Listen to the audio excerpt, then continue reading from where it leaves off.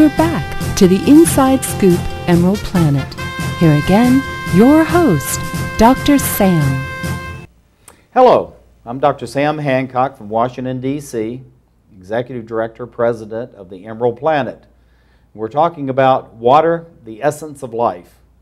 This is really a horrendous problem that's faced all over the globe, no matter what developing countries that you're going into.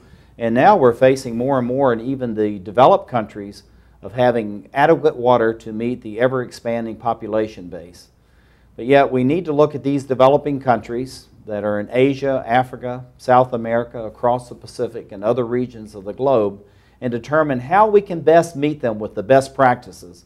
That's the essence of EmeraldPlanet, looking at the best practices and how we can link those resources that are out there with those in the greatest need.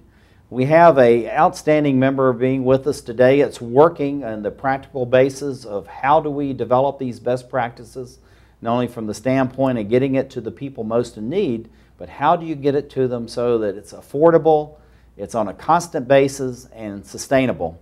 We have Youngmin Chang, who is the Associate Director for International Action, which is located in Washington, D.C.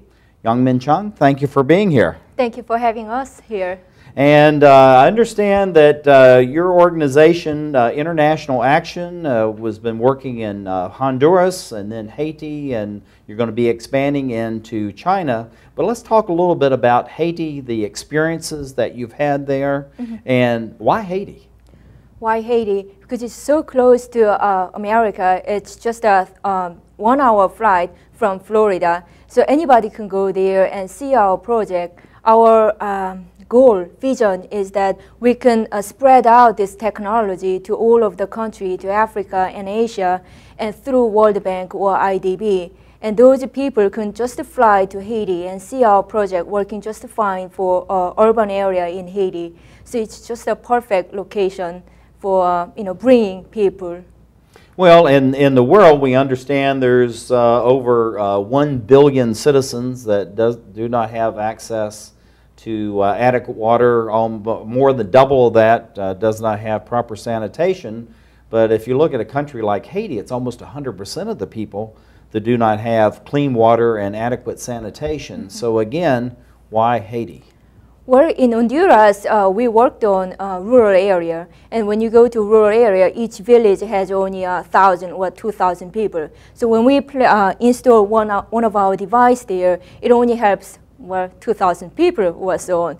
When you go to Port-au-Prince, the capital of Haiti, so many people from rural area move to Port-au-Prince to get a job, in a hope to get a job. So it has 2.5 million people living in that dense place. So when we install chlorinator on a top of water tank, and it takes only 1 day to physically install chlorinator, it helps at least 10,000 people instantly.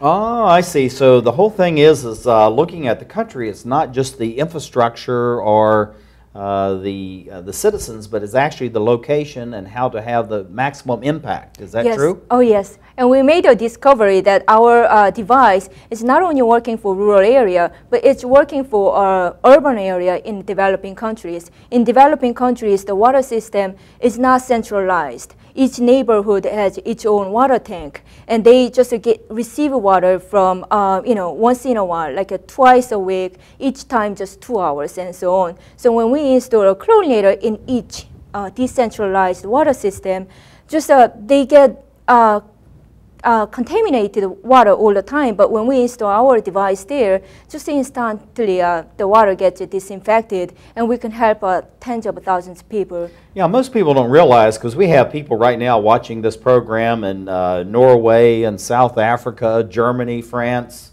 throughout the United States, so all over the globe, and most of the countries that I just listed have a very sophisticated water transportation system. We think of, it's just like roadways. Water is the same thing. But yet when you're thinking about the 150 plus developing countries, very few have an adequate water transportation system. So that's why you were looking at the tanks in Port-au-Prince. You have a very dense packed population. Oh, yes. Tell us a little bit about this system that you have here. It looks very simple. Okay. And of course, this fits in perfectly to what we're talking about as best practices we can take around the globe, sustainable and very inexpensive. So tell us about this, Youngmin Chang. Before we made the intervention, they put a powder chlorine in the water tank. And when there is a flow of water, when you put powder chlorine, it can be washed away right away. And there's no chlorine inside the water anymore. But when we put this gravity system of a chlorination system, water can go through this here, and then each chlorine tablet can dissolve very slowly, and the chlorine can go into the water, and then with the disinfected water, and then it stays, the water and chlorine stays in the water tank for about 40 minutes, and then you can kill all the bacteria in the water. So this is actually then the pipe that's bringing the water into the tank then flows through this small device at the bottom. Yes. And then it forces the water to flow around the tablets. Yes. And then this goes into the tank. So you're not only just sterilizing the water, but also you're keeping the tank sterilized as well. Well, actually, yes. It actually gets all the molds of the water tank inside. I think this is something that most people don't think about. Oh, clean the water. But again, if you don't have an adequate distribution system, the water is staying into the tank for long periods of time, then the mold does build up. Yes. And then, of course, you have contamination coming out of the air as well. Oh, yes, yes. And the nice thing about this is that it doesn't require electricity. When in Haiti, there is almost no electricity. I mean, no common people can have electricity all the time. They only have it like a couple of times a week. That's amazing. People in Sweden flip the switch. Most places in Russia, you flip the switch. United States, flip the switch. Many of these countries, there's no switch. Yeah, no. And also, chlorine can stay in the water for about a day or so. So when they bring this water in their water bucket, they carry a 5-gallon water bucket to home, and the chlorine can stay in the water. So that after that, when they put their hand into the water, and then chlorine residue can kill the bacteria on the hand. So not only are we talking about you're actually sanitizing the water, but also you're sanitizing the tank.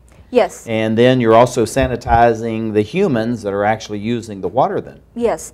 And sometimes the people ask, oh, what if they use the water 3 days later? But then in Haiti, they get water, so little water and a week. They use up the water as soon as they get the water. They just use it up. The consumption of water in Haiti is 2 gallons or so per day per person, and in America it's 75 gallons, and the neighboring country, Dominican Republic, it's about 35 gallons per day per I person. think those are numbers. Repeat those numbers, because I think our viewing audience, regardless of the city or the country they're in, again, it's just like over 1 billion people not having inadequate water. It's hard to get our minds around these numbers. Mm-hmm. You said the water consumption in America is about 75 gallons per day. Versus Haiti, which is 2 gallons. 2 gallons, my goodness. The reason is that the water tank is not piped into each house. So a girl or a woman should carry water all the time from water tank to home. And it can be a mile or 2 miles each time they carry. And then first time when we installed our chlorinator on Jaluzé, my boss and I watched the girl carrying water bucket all day long. And she came back and again to carry water. And that's her job all day long, not going to school. And I think many people don't realize that is that the tremendous burden. You have very young children, sometimes 10, 11, 12 years old, carrying heavy water. So a gallon of water, I think, is about 8 pounds, which is right at 8 pounds? About 8 pounds per gallon. So yeah, if you have a young person that's carrying this on their heads, that compacts their spine. And then also, they're not in school. Oh, no. They can't be educated. We have some slides that from this project that you're talking about down in Port-au-Prince, Haiti, which is the capital city. I think you said it was about 2.5, 2.6 million in that one city. Yes. And this will give our viewing audience an idea of the absolute density of humanity in this area. Mm-hmm. Tell us a little bit about this area and some of the people that actually live here. The town is called Jaluzé, and it's the first place we installed our first chlorinator on May 2006. And 50,000 people live in Jaluzé right here. And you can see actually the water station down there on the street. There are some people gather around to get water over there. And last year, a school collapsed in Pétionville, and Pétionville is right next to Jaluzé. And you can imagine why school collapsed when you look at those shacks. And also, we're looking at this, just think of the logistic nightmare if you're trying to put piping or any kind of transportation system for water into that area. Let's look at some close-up slides. The very next slide coming up here. Tell us about this. Oh, I took that picture on the same day when we installed the chlorinator on Jaluzé. And that kid, we watched her all day long. And now, is this the young girl with the bucket that's actually facing the camera that you were yes. talking about? Oh, yeah. She fetched that water bucket, I don't know how many times, but all day long. She just brought the water home and came back to get more water. That's just amazing. Look at all those containers. So this actually is the transportation system. We looked at slides in an earlier show where you're talking about donkeys carrying the water buckets. Now we're looking at human beings having to carry no that. donkeys in Port-au-Prince, actually. Too densely populated. I think we have another slide. Talk about this. And also describe a little bit of the tank. We talked about the tanks, the water going in, sterilizing not only the water, the tank, and the human beings, but just look at this crush of humanity trying to get a little bit of water. This town is called Simon-Pellet. It's across street from Ciré-Soleil. And Ciré-Soleil is, the United Nations said that it's one of the most dangerous cities in the whole wide world. And this city also very dangerous, and gang members have a presence in the city. And this water tank over there is 1,600 gallons, I think. And on top of that water tank, you can see the small pipe. That's our chlorinator. So we put our chlorinator on top of the water tank so that when water comes up, it can go through the chlorinator and go down to we see the pipe going up the side of the tank. Yes. And it's going in through the opening on the side. Yes. The water moves around the tablets and then it drops down into the tank itself. And we have one last slide, I believe. Tell us about this. Now, this is something going beyond just water, and this is part of the humanitarian effort, and we have only a few seconds, so we need to be quick. Okay. Well, chlorine kills all the bacteria, but it does not kill worms. Sometimes worms can stay in the water. So we brought a bandager pills, which is a deworming pills. And when people have water, chlorine water, they can have still worms. So when they take this bandager pill just twice a year, those pills can kill all the worms. So comparable, it's very comparable with chlorine tablets. We have about 30 to maybe 15 seconds left. What would the challenge be to the viewers all over the globe that are seeing this? What do you want to share in the last 30 seconds? Well, I'm sometimes thinking that it's a blessing to be able to help so many people so quickly at my age. And it was possible because we received so much generosity from compassionate Americans. So thank you so much for helping us. Youngmin Chang, the Associate Director for International Action, thank you for being here, sharing these photographs, sharing the wonderful best practices technology. Thank you for being with EmeraldPlanet. Dr. Sam Hancock. We look forward to being with you soon.